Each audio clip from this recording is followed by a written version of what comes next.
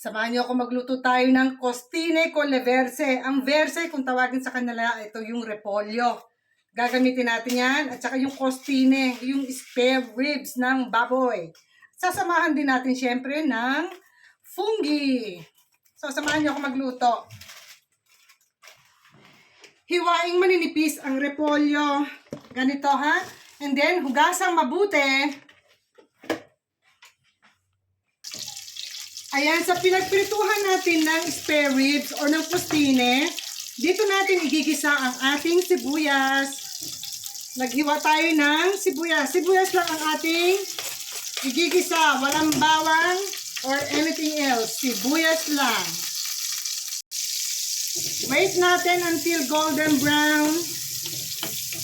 At saka natin ilalagay ang ating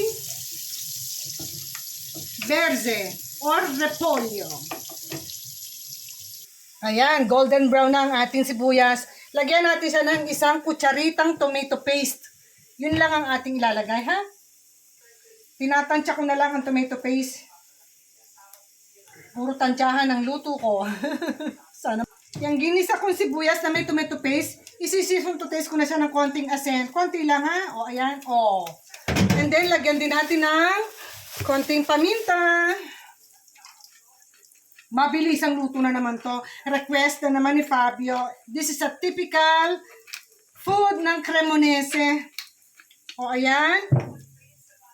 Ihulog na natin ang ating repolyo. Hiniwa ko na maliliit at hinugasang mabuti.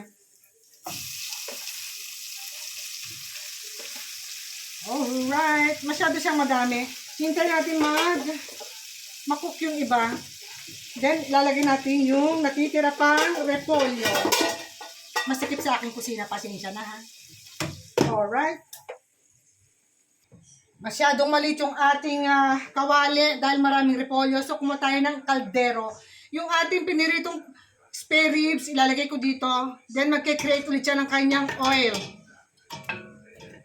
Habang iniintay natin maluto yung repolyo. And then, imimix together natin yan, ha?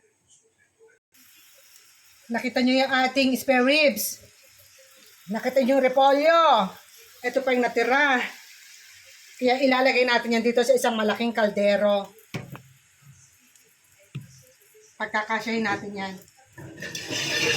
Alright. O, diba? Kasya. At itong iba, ilalagay na rin natin. Para sabay-sabay silang maluto. Akala mo lang kasi maraming tignan yung gulay. Pag naluto yan, o konti, hindi mo siya sasabawan, ha? Dahil yung pinakagulay, kung sana siya magsasabaw. Tapos at the end, titignan natin, i-adjust natin yung lasa niya kung pwede pa natin lagyan ng asin or ng paminta. So wait lang natin hanggang sa maluto. Madali ito maluto dahil naluto na natin yung ating spare ribs. At itong ating fungi na in-slice, ilalagay natin dito sa kawali. Inilagyan ko lang ng konting olive oil. Sandali lang din ito lutuin. Siguro mga 5 minutes lang luto na to. I-season to taste na lang natin ng asin.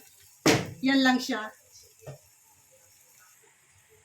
Haluin natin para makuha yung pinakailalim. At yung nasa ibabaw, mapunta sa ilalim. Para mag-even ang kanilang pagkaluto.